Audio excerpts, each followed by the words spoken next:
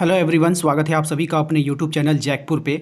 जैसा कि आप लोग देख पा रहे हैं आपके सामने जो है क्लास 8 के विज्ञान का पाठ्यक्रम है, यानी सिलेबस है। ये वाला पाठ्यक्रम आप जो देख रहे हैं ये आपका फर्स्ट टर्म का सिलेबस है, और ये वाला जो आप देख रहे हैं ये आपका द्वितीय यानी सेकंड टर्म का सिलेबस है। अब आप देखिए ध्यान से, यहाँ पर जो है आप लोग जब फर्स्ट टर्म का एग्ज़ाम दिए थे तो वहाँ पर जो है कुछ सवाल आपको प्रकाश से भी देखने को मिला था, ध्वनि से भी देखने को मिला था, घर्षण और बल से भी देखने को मिला था, तो वहाँ पे मिक्स कर दिया गया था। ठीक है, जबकि ये आपके सिलेबस में नहीं था। तो यहीं से जो क्वेश्चन जो है हमारा बताया हुआ आपको जो है मैच नहीं किया होगा, बल्कि मैंने जितना यहाँ से यहाँ तक पूरा पढ़ा दिया था वहाँ से क्वेश्चन आप लोगों का आ गया था। ठीक है, अब मैंने इस वाले पार्ट को इसलिए नहीं पढ़ाया था क्योंकि ये द्वितीय वाला में था, तो इसमें मेरी कोई गलती नहीं थी। ठीक है, अब हम आज जो है करने वाले हैं टर्म 2 के लिए सिलेबस में जो आपका दिया गया है द्वितीय सावधिक परीक्षा यानी सेकंड टर्म के लिए ये वाला सिलेबस आपको दिया है। इसमें पहला चैप्टर है आपका किशोरावस्था की ओर। ठीक है, इस पर हमने पहला वीडियो बना दिया है, यानी पार्ट 1 बन चुका है। अब आज के वीडियोस में हम लोग पार्ट 2 करेंगे। लगभग 8 से 9 क्वेश्चन को हम लोग डिस्कस करने वाले हैं। इसके बाद आज के वीडियोस में ये वाला पार्ट जो है आपका कंप्लीट हो जाएगा। ठीक है, यानी साइंस का पहला पार्ट कंप्लीट हो जाएगा, पहला चैप्टर आपका कंप्लीट हो जाएगा सिलेबस से। उसके बाद आपका बचेगा 2, 4, 1, 5 सिलेबस, 5 चैप्टर और बचेगा, जिसको कोशिश मैं करूँगा कि 10 दिनों के अंदर कंप्लीट करा दूँ। ठीक है, तो चलिए स्टार्ट करते हैं ज़्यादा बातें ना करते हुए। यदि आप हमारे चैनल पे पहली बार आए हैं तो सब्सक्राइब करके घंटी के बेल आइकन को दबा दीजिए, ताकि हर एक वीडियो का नोटिफिकेशन आपको मिलता रहे और टर्म 2 के तैयारी में आप हमसे डायरेक्ट जुड़ जाएं। ठीक है, यदि आप हमारे चैनल के साथ जुड़ना चाहते हो तो सब्सक्राइब कर लीजिएगा। यदि व्हाट्सएप ग्रुप के साथ जुड़ना चाहते हैं या टेलीग्राम के साथ, तो वीडियो के डिस्क्रिप्शन में जाइए, वहाँ पर आपको जो है लिंक मिल जाएगा, आप डायरेक्ट जुड़ सकते हैं, या नहीं तो आप हमसे संपर्क कर सकते हैं। तो चलिए स्टार्ट करते हैं।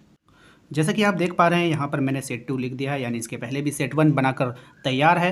काफ़ी डाल दिया है, लगभग 3-4 हज़ार बच्चों ने देख लिया है क्लास 8 का। तो आप लोग भी जाकर के वहाँ पर ज़रूर देख लें उसको। ठीक है, प्लेलिस्ट में जाइए, प्लेलिस्ट का लिंक भी मैं डिस्क्रिप्शन में डाल दूँगा।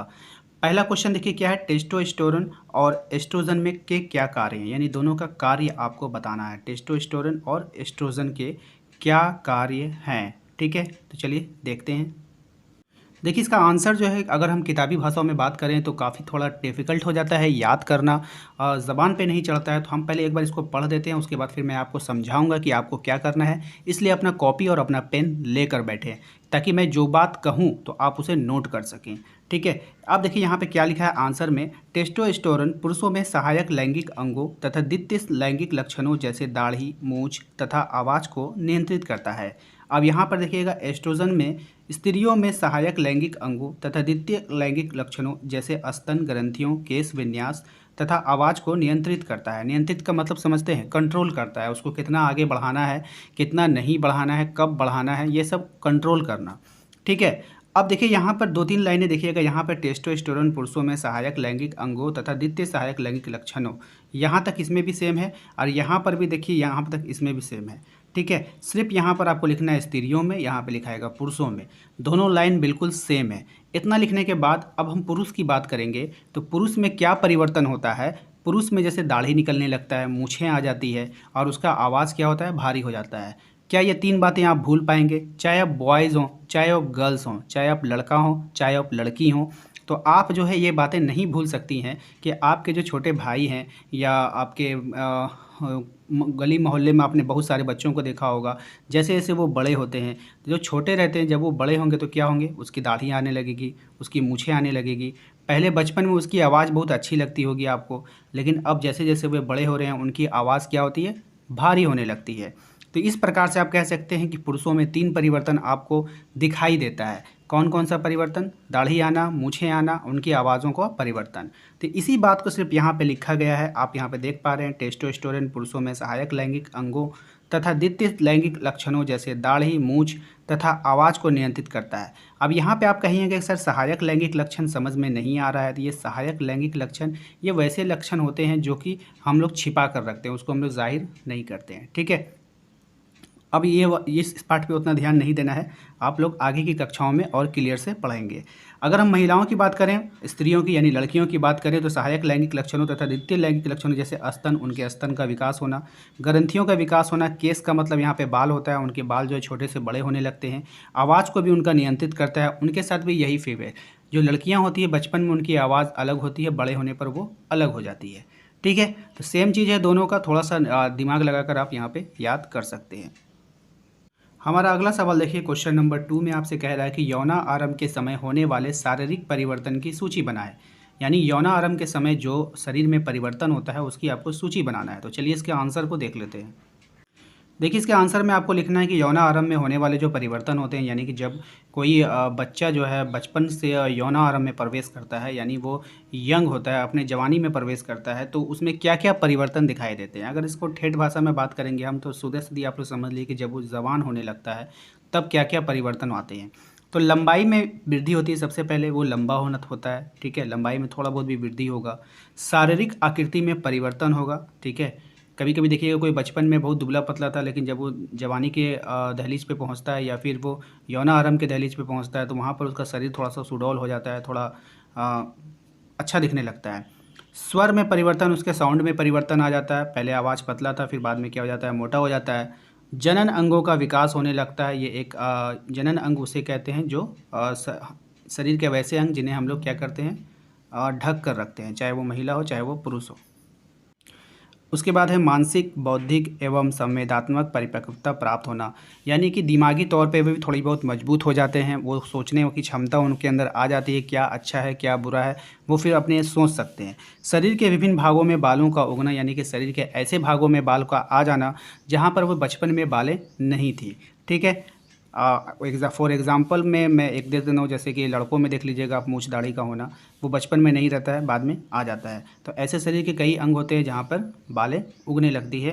तो ये हो गया शरीर के विभिन्न भागों में बालों का उगना। तो ये सब परिवर्तन जो होता है वो यौना आरंभ के बाद होने लगता है, ठीक है। अब नेक्स्ट सवाल पे चलते हैं। इसके बाद हमारा अगला सवाल देखिए क्या है। अगला सवाल कह रहा है ऋतुस्राव को मासिक चक्र क्यों कहते हैं। एक तो ये सवाल है, रजोदर्शन क्या है और रजोनोवृत्ति क्या है। इन तीनों सवालों का आंसर हम एक बार में देखेंगे, तो आप लोग इन तीनों सवालों को देख लीजिए ध्यान से।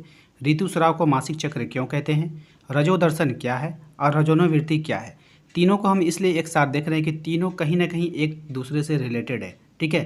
तो आप लोग को समझ करके याद करना है, ताकि आप लोग एग्जाम में कन्फ्यूज़न में ना पड़ें, इसका आंसर इसमें ना डाल दें और इसका आंसर इसमें ना डाल दें, ठीक है। चलिए देखते हैं इसके आंसर को। अब देखिए आप यहाँ पे तीनों सवाल आपको दिखाई दे रहा होगा। पहला था ऋतुस्राव को मासिक चक्र क्यों कहते हैं। ऋतुस्राव लगभग 28 से 30 दिन में एक बार होता है, यानी जो महिलाओं में आप लोगों का पीरियड होता है तो वो जो है 28 से 30 दिनों पर एक बार होता है, यानी महीने में एक बार होता है, इसीलिए इसको मासिक चक्र कहता है। मासिक का मतलब क्या ना, महीना में एक बार होने वाला, उसको हम लोग क्या बोलते हैं, मासिक बोलते हैं, है ना। तो जैसे आप लोग कहते थे ना, एक वचन से बहुवचन या फिर अनेक शब्दों के बदले एक शब्द, तो अनेक शब्दों के बदले एक शब्द में आपका महीने में एक बार होने वाले को क्या बोलते हैं, मासिक बोलते हैं, ठीक है। इसीलिए इसको मासिक चक्र कहा जाता है, ठीक है ना। इसके बाद हमारा देखिए सवाल क्या है, रजो दर्शन क्या है। तो रजो दर्शन, दर्शन का मतलब क्या, कोई भी चीज़ जब आपके सामने आता है तो आप लोग क्या बोलते हैं, आपने दर्शन दिए, ठीक है। दर्शन का मतलब समझ लीजिए कि जो प्रकट हुआ, ठीक है। तो पहला ऋतुस्राव यौना आरंभ में होता है, यानी सबसे पहला जो पीरियड आता है लड़कियों को, उसे ही हम लोग क्या कहते हैं, रजो दर्शन कहते हैं, ठीक है। तो ये सब सवाल जो लड़कियां हैं उन्हें तो जल्दी याद हो जाएगा, लेकिन जो लड़के हैं वो समझ लें कि पहला ऋतुस्राव जो होता है या पहला पीरियड जो होता है लड़कियों को यौना आरंभ के समय में पहली बार जो होता है उसे ही हम लोग क्या कहते हैं, रजो दर्शन कहते हैं। अगला था हमारा रजनोवृत्ति क्या है। तो रजनोवृत्ति क्या है, रजनोवृत्ति में हम लोग देखिए मानव मादा के जनन काल की उत्तर अवस्था में, मानव मादा यानी कि फीमेल यानी लड़कियों के जनन काल की उत्तरावस्था में जब ऋतुस्राव चक्र रुक जाता है, इस अवस्था को रजोनोवृत्ति कहा जाता है। यानी इसका सीधा सीधा मतलब आपको ये समझना है कि जब पीरियड होना बंद हो जाता है तो उसे ही हम लोग क्या कहते हैं, रजोनोवृत्ति कहते हैं, ठीक है। देखिए इसके बाद हमारा अगला सवाल था कि मनुष्य में लिंग निर्धारण को समझाना था। तो चलिए इस क्वेश्चन को भी मैं अभी बता देता हूँ। तो मनुष्य में जो लिंग निर्धारण होता है, जब एक्स गुणसूत्र वाला शुक्राणु अंडाणु को निषेचित करता है। ये जो शुक्राणु वर्ड है ये होता है आपका पुरुषों में, ठीक है, और ये अंडाणु जो है ये किस में होता है, महिलाओं में यानी कि फीमेल में, ठीक है। तो जब एक्स गुणसूत्र वाला शुक्राणु अंडाणु को निषेचित करता है तो युग्मनज में दो गुणसूत्र एक्स एक्स मिलकर मादा शिशु में विकसित होगा, ठीक है। उसके बाद जब वाई गुणसूत्र वाला शुक्राणु अंडाणु को निषेचित करता है तो युग्मनज में दो गुणसूत्र यानी एक्स वाई मिलकर नर शिशु को विकसित होगा, ठीक है। इसे आप लोग इम्पोर्टेंट समझिए, ये क्वेश्चन पूछा जा सकता है, ठीक है। अब आते हैं अगले सवाल पे। अगला सवाल है हमारा कि पुरुष हार्मोन का नाम एवं कार्य आपको बताना है, ठीक है। पुरुष हार्मोन का नाम बताना है और क्या बताना है, उसके कार्य को बताना है। देखिए यहाँ पे आप लोग देख पा रहे हैं कि पुरुष हार्मोन का जो नाम है वो क्या है, टेस्टोस्टेरोन।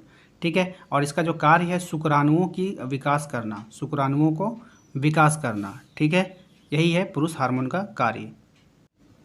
अगला सवाल है हमारा, महिला यानी कि मादा हार्मोन का क्या नाम है और उसका कार्य आपको बताना है।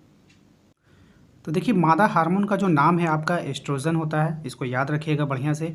और इसका जो कार्य होता है सहायक लैंगिक अंगों तथा द्वितीय लैंगिक लक्षणों, ठीक है, जैसे स्तन, ग्रंथियों, केश विन्यास तथा आवाज़ को नियंत्रित करना होता है।